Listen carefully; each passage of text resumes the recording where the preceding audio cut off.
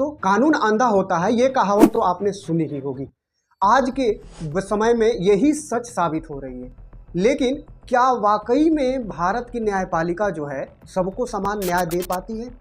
शायद नहीं, क्योंकि आज के ज़माने में अमीरों को जल्दी न्याय मिल जाता है और गरीब सालों साल तक इंतजार कर रहा है कि उसको आज नहीं तो कल न्याय मिले, लेकिन नहीं मिल पा रही है। क्या आज के समय में भी उतनी ही स्वतंत्रता है जितनी संविधान निर्माता चाहते थे? नहीं। आज का न्याय पैसों का गुलाम बन चुका है। जिनके पास जितना पैसा होगा उसको उतना ही जल्दी न्याय मिल रहा है। जी हाँ दोस्तों, आज के वीडियो में हम जानेंगे कि भारत की न्यायपालिका किस तरह से कार्य करती है और हजारों साल के सफ़र में किस तरह का रुकावटें आई हैं। चलिए शुरू करते हैं। दोस्तों, राजाओं के दरबार से लेकर ये डिजिटल कोर्ट रूम तक का सफ़र बहुत ही रोमांचक रहा है। जब संविधान नहीं था तब भी न्याय था। धर्मशास्त्र, वेद, लोक परंपराएं ही कानून हुआ करते थे। राजा खुद मुख्य न्यायाधीश हुआ करता था। मनुस्मृति और महाभारत में न्याय का आधारशिला बताया गया था, जहां सत्य और क्षमा, समानता सर्वोपरि हुआ करते थे। समय आगे बढ़ा, फिर आया मुगल काल। मुगल काल में कानून शरीयत लागू हुआ रहता था, जिसमें काजी और मुफ्ती फैसले सुनाते थे। लेकिन यहाँ न्याय जाति, धर्म और वर्गों के आधार पर हुआ था। जो जिस जाति का रहता था उसको फैसिलिटी ज़्यादा मिलती थी।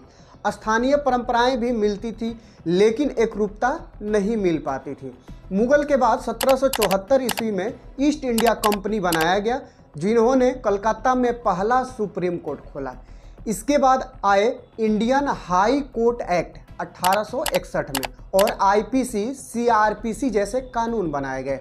यहाँ से शुरू हुआ भारतीय न्यायपालिका का औपचारिक सफर।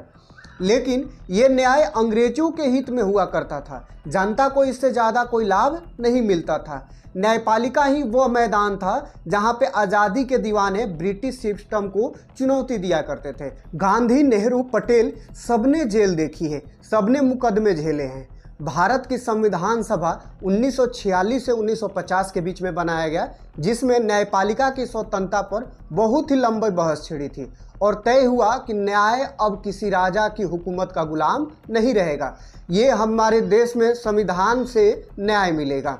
जी हाँ दोस्तों, 26 जनवरी 1950 को संविधान लागू किया गया और भारत बन गया एक गणराज्य। सुप्रीम कोर्ट बना देश का सर्वोच्च न्यायाधीश। अब न्यायपालिका न सिर्फ विवाद सुलझाएगी, बल्कि सरकार के फैसलों को संवैधानिक समीक्षा करने की कोशिश करेगी।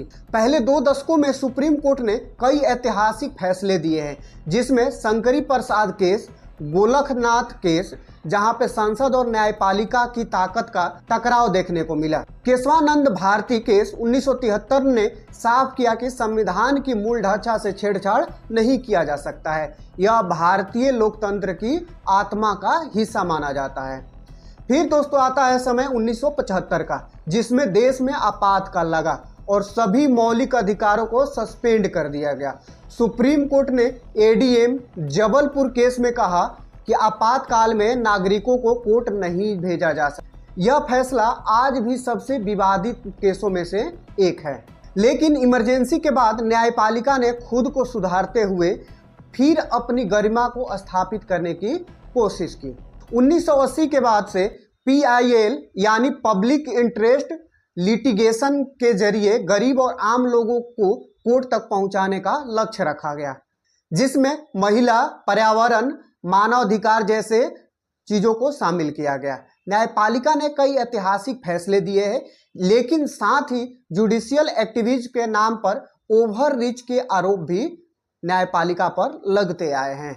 मामलों की संख्या 5 करोड़ से पार कर चुकी है। न्याय में देरी आज के ज़माने में एक मजाक बन चुका है। आरोप लगते हैं कि न्याय राजनीति के दबाव, नियुक्तियां और भाई भतीजावाद और कुछ फैसलों में अलग विचारधारा की झलक देखने को मिल जाती है।